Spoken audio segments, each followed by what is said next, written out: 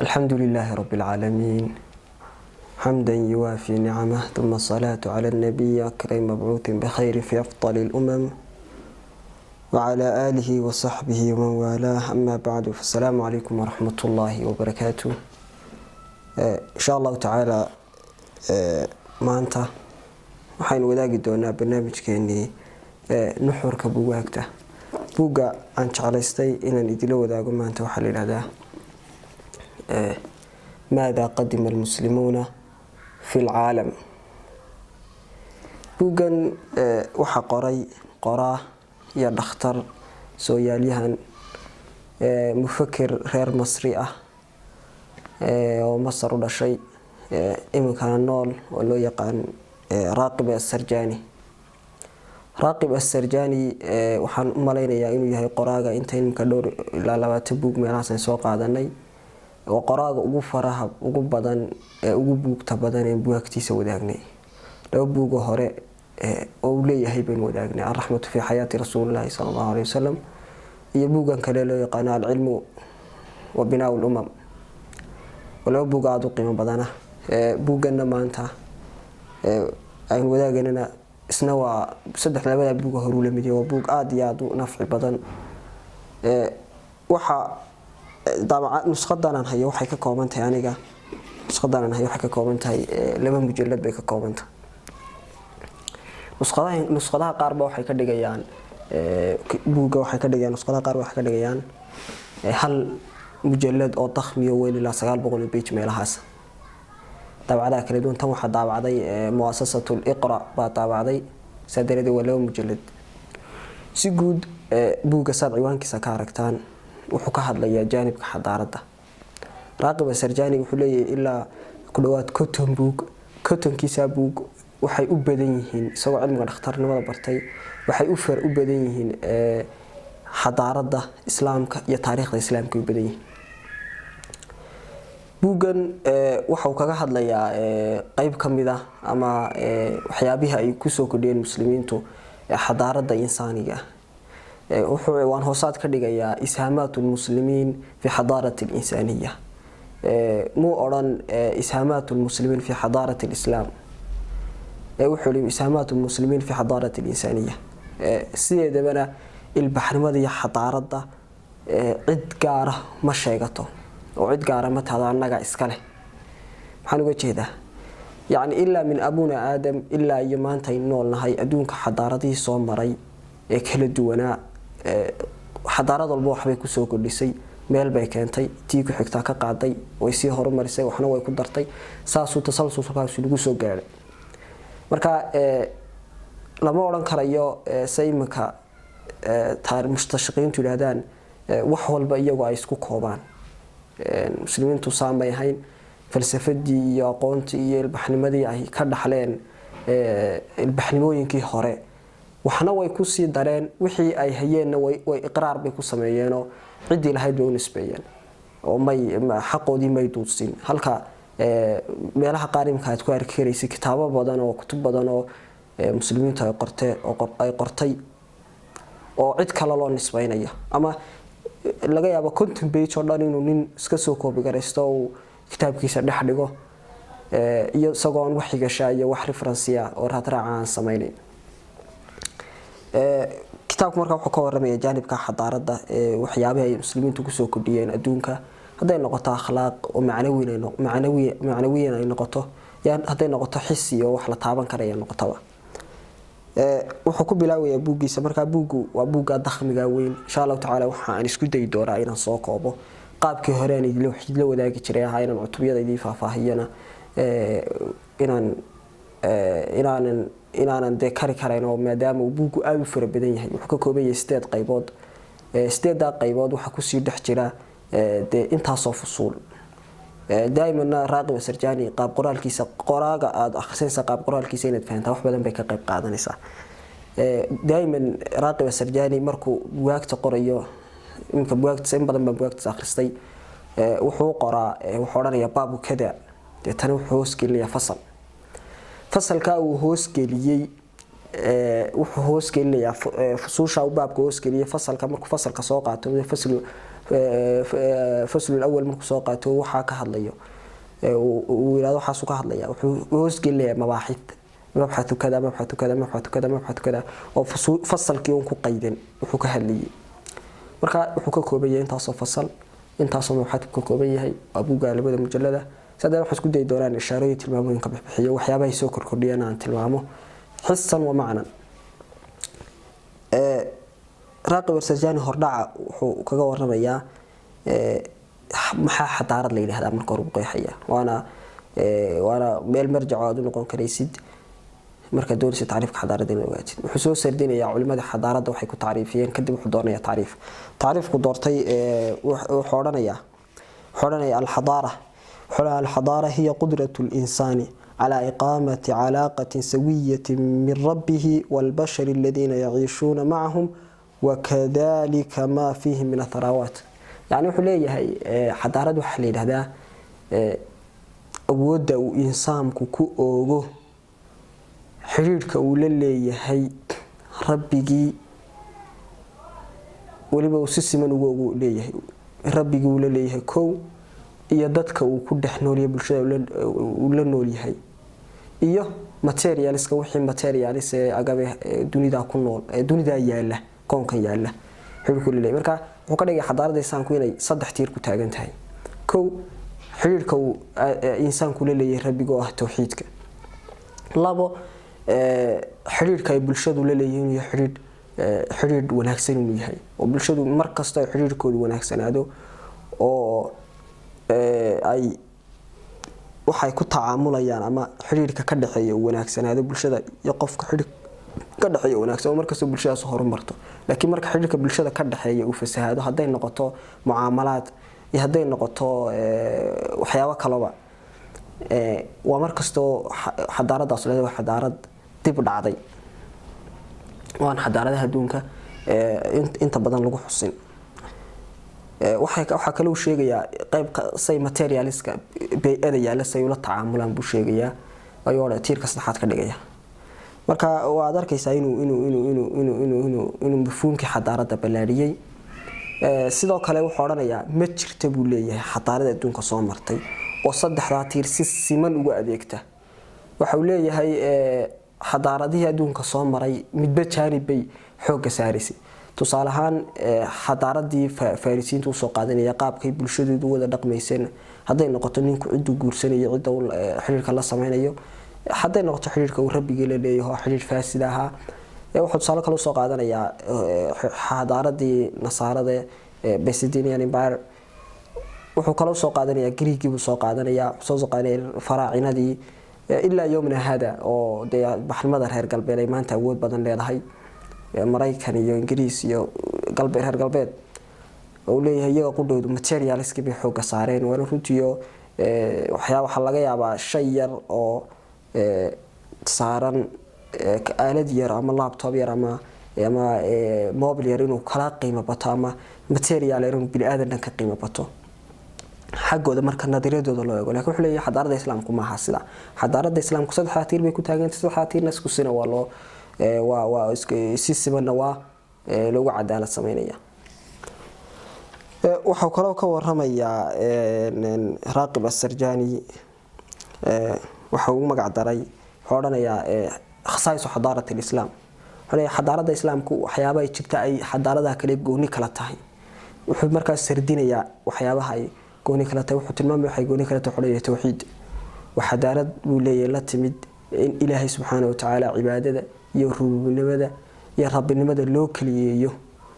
waxadaarad tiirka ku dhisan buu leeyahay halkay ka indalaaqaysana ay tahay waxdaaniyada rabbi wuxuu leeyahay waxadaarad waxyaabaha kala duwan wuxuu leeyahay waxadaarad caalamiya buu leeyahay shaamila wuxuu leeyahay waa kan nabigu leeyahay alayhi salaatu wasalaam waxa la soo diray ma jira buu leeyahay waxa la siiyay shan buu leeyahay khasaayis oo ambiyadii ugu horeysay la siin marka shanta waxa ku jiray nabi walba waxa loo soo diray qoomkiisii wabu'ithu ila an-naasi aama anigana dadkoo dhan baa la soo diray ya wama arsalnaka illa rahmatan lil alamin wa kale subhanahu wa ta'ala quraan kule marka wuxuu tilmaamay inay xadaarad caalamiyeedu waxa ku tusay wali daliil ku ah in muslimiintu waagay talinayeen ay gaareen meel kasta ilaa ay gaadheen galbeedka ilaa ay Talyaani gaadheen Roma ilaa iyo Roma dadkii aqoon-yahanintooda ama dadkeedii cilmiga daalib cilmiga intay ka yimaadaan Roma iyo Talyaani iyo Qashtaala iyo intii Andalus soo intay ka yimaadaan Qurtuba iyo Baghdad iyo magaalooyinkii caasimadihii wadamada muslimka ama khilaafadii muslimka say u kororsadaan cilmi luqadda Carabiga say u bartaan xulay luqadda Carabiga waxay noqotay luqad international oo caalami ah bay noqotay hatta ninka ku hadla ninkan luqadda Carabiga ku hadlin loo yaqaanay inaanu aqoon-yahan ahayn marka halka inagu maanta qofkaan Ingiriiska ku hadlin la yiraahdo qofkaas aqoonta ma weelayn karayo dunida taala marbada xadaaradii qaalibka noqotay adkaataanba ayuunba mabaadiidoodii iyo diintoodii iyo qiyamkoodii waxoodu socdaan oo hadii muslimiintu imika ay xoog badato luqadda Carabiga soconaysa diinteena soconaysa qiyamkeena soconaya adduunku u badbaadaya laakiin adduunku wuxuu fasahaday imika waxa gacanta ku hayo suldaano ah qof aan mutaysan inuu suldaan adduunka u noqdo ana inaga gaabis inaga lagu yimid weeyaan wuxuu kaga warramayaa buuga wuxuu kaga warramayaa waxyaabaha kale khasaayista la tahay wuxuu oranayaa waa xadaarad dhexdhexaad ah aan ahayn xadaarad xad gudbaysa xadaarad gabad falaysan ahayn oo u dhaxaysa bayna alqulubi wa taqsir wuxuu leeyahay waana Ilaahay subhanahu wa ta'ala quraanku sheego wakadalika jacalnaakum ummatan wasata wuxuu leeyahay waxyaabaha kale la gaarka wuxuu leeyahay akhlaaqda wanaagsan Ilaahay nabiga Ilaahay waa ku amaanay innaka la ala khulqin cadiim marka wuxuu leeyahay waxyaabaha ay la gaarka tahay xadaaradda islaamka waxa weeyaan inay tahay xadaarad ku dhisan dhaqan suuban iyo akhlaaq suuban wuxuu leeyahay akhlaaqda qofka uu leeyahay rabbigi akhlaaqda uu leeyahay dhaqanka uu la yeelanayo qofku waalidkii waa la xadiday dhaqanka uu bulshada la yeelanayo dhaqanka walaalkii leeyahay dhaqanka suujidiisa la yeelanayo suujid gabadhu dhaqanka sayigeeda la yeelanayso gaalada iyo muslimiinta dhaqanka iyo macaamulaadka ka dhaxaynaya wax walba akhlaaq bay ku dhiseen buu leeyahay halka buu leeyahay xadaaradihii soo maray jaanibka akhlaaqda aad u inxiraafeen ilaa yawmina hada maanta in taaganahayna wad arkaysaa jaanibka akhlaaqda sidoo aad u inxiraafay xadaaradii horna la mid bay hayeen buu leeyahay ma jirta buu leeyahay xadaarad akhlaaq iyo qiyam iyo mabaadi toosan la timid oo akhlaaq suuban la timid ilaa waa xadaaratul islaam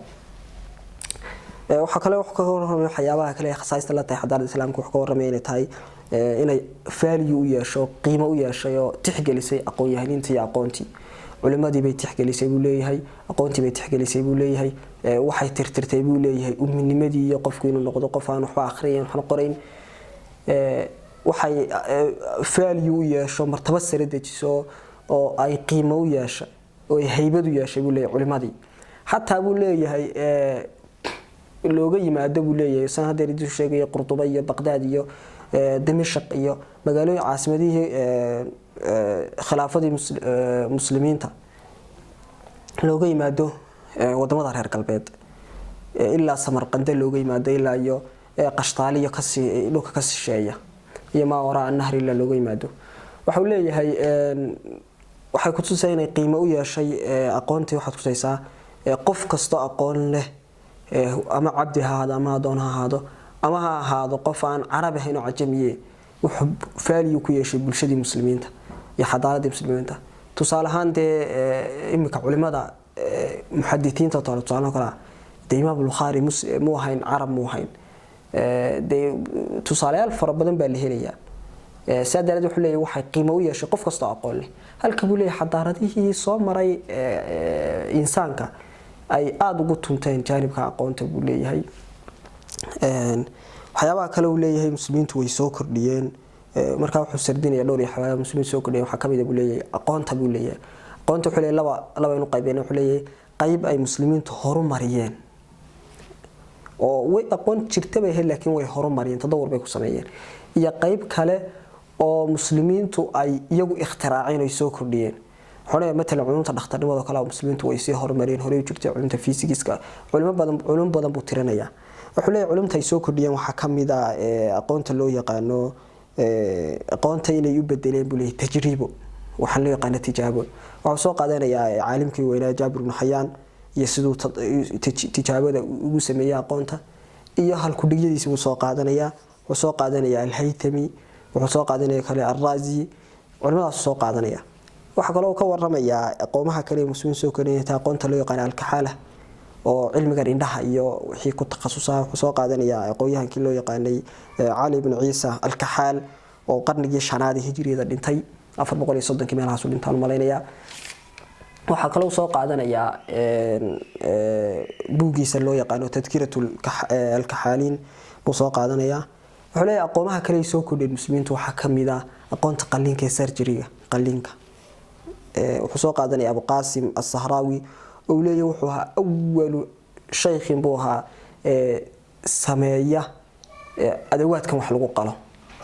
wuxuu qoray buug loo yaqaan at-tasrif oo ku bayaaminayo adawaadka wax lagu qalo qaabka wax loo qalo nidaamkeeda waxa kale soo qaadanaya aqoomaha kale soo kordhay waxa kamida buu leeyahay aqoonta chemistry-ga oo hore loo ma aqoon buu leeyahay waxaanu ahaa aabihii chemistry-gu caalimka weynaa muslimka Jaabir ibn Hayyan wuxuu soo qaadanaya weerihiisii ahaa qofka aan waxba tijaabin lam yadfar waxba kuma guuleysto qofka aan yani tijaabo la chemistry-gu hadee waaba practical-ka iyo tijaabadaas iyo elemenada la tijaabinayo waxa kale soo qaadanaya aqoontii farmasiga ee muslimiintu soo kordhiyeen oo aqoomaha muslimiintu la yimaadeen ay tahay hore loo aqoon oo soo qaadanaya waxyaabaha taa ka caawiya wuxuu leeyahay dhulka carabta oo iska ahaa dhul beeraley iyo dhulka muslimiintu qabsadeen dhul ballaaran ahaa oo nabaataadka iyo dhirta ku haboona oo soo qaadanaya kitaabka loo yaqaan mu'jamul nabaataat oo soo qaadanaya caalimka weynaa Abu Hanifa ad-Dinawari waxa soo qaadanaya kitaabka loo yaqaan Baydar bisna soo qaadanaya oo nuqul badan ka soo naqlinaya waxa soo qaadanaya wuxuu sheegayaa faa'iido yar oo muhiim ah wuxuu leeyahay muslimiintu waxay haayeen dadkii ugu horeeyay bixiye farmasi laysanka wuxuu leeyahay khilaafkii Maamuun ayaa wuxuu arkay inay fasahaad badan ka jiro qaabka dawada dhaqaatiirtu u siinayaan kadib baa wuxuu markaa arkay fasahaadkiinu si badan wuxuu qoondeeyay in imtixaan loo fadhiisto dadka farmasiyista dawada ku takhasusay inay imtixaan looga qaado qofkii imtixaan ku soo baaso deetana qofkaas uu ka gudbo inuu dadka dawooyinka siiyo waxa kale oo soo qaadanaya inuu u bixiyay wiilkiisa al-Muhtasib uu bixiyay wuxuu leeyahay marka qarnigii 13aad ee hijriga wuxuu leeyahay Isbaanishka waxa looga yaqaanay al-Muhtasib bilafdi al-Arabi waa looga yaqaanay al-Muhtasib insha Allah ta'ala linkigan idin kula wadaagaya sawirkeeda tafaasiisheeda waxa kale oo ka waramaya inuu sameeyay al-insaanu al-aali wax loo yaqaano wuxuu leeyahay khilaafadii marka haysatay baa wuxuu doonay inuu ka maarmo qulaamkii weysada u soo qaadayay kadib wuxuu sameystay buu leeyahay wuxuu dalbaday in loo sameeyo aalad weysada u keenta waxa inagu ma naqaano robotka iyo intelligence machineska kale waa yar qariibsanaynayo laakiin dalika fadlullah yutihi man yasha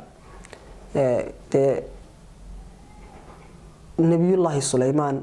de waxa la siiyay mulki iyo boqortinimo aan hortiina la siin dabadiina cid la siin oo mesela tusaalaan oo kala Balqiisa meeshu ku soo dhaweeyay oo kala arshigii iyo qaabkii loo keenay marka de ma jirto tiknoolajiyada caalamka sidii arshiga loogu keenay imika kisaas oo kale u keeni karaysa marka wadaalika fadlullah yutihi man yasha inagana imku intelligence machine ku de ina soo gaaro imku bayna aqoonsanay buugaad ugu noqon karaysa xaqiiqadeeda iyo runimadeeda waxa kale oo ka waramaya wuxuu sameeyay buu leeyahay al-mushaf al-elektroni wax loo yaqaano oo mushaf aan gacantu taabanayna elektroniga ayuu isna sameeyay buu leeyahay isna buugaad ugu noqon isku xigaaba al-insaanu al-aali iyo al-mushaf al-elektroni waxa lagu magac daray waxa kale oo leeyahay intaas warta intaas waa mujalladkii koowaad ee wali marayna waana dareemaysaa buugu sidoo uu weeyahay mujalladka labaad waxyaabo fara badan buu ka waramaya haddaan imka saada u gudub waqti badan bay qaadanaysaa wuxuu ka waramayaa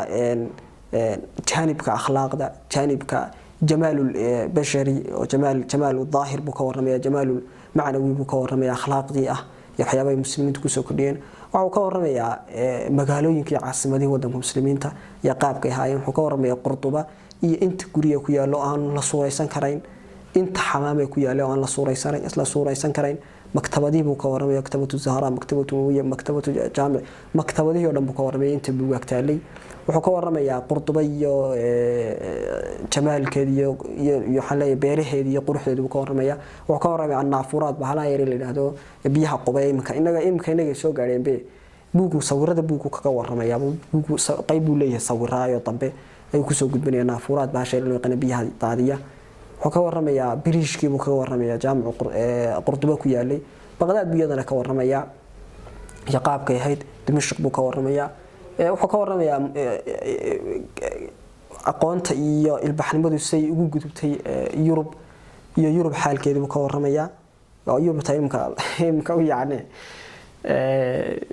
marka waxyaabaha safar badan buu mushaalka labaad ka waramaya intaasan jecelayn ku soo gabagabeeyo والسلام عليكم ورحمة الله وبركاته سبحانك اللهم وبحمدك أشهد أن لا إله إلا أنت أستغفرك وأتوب إليك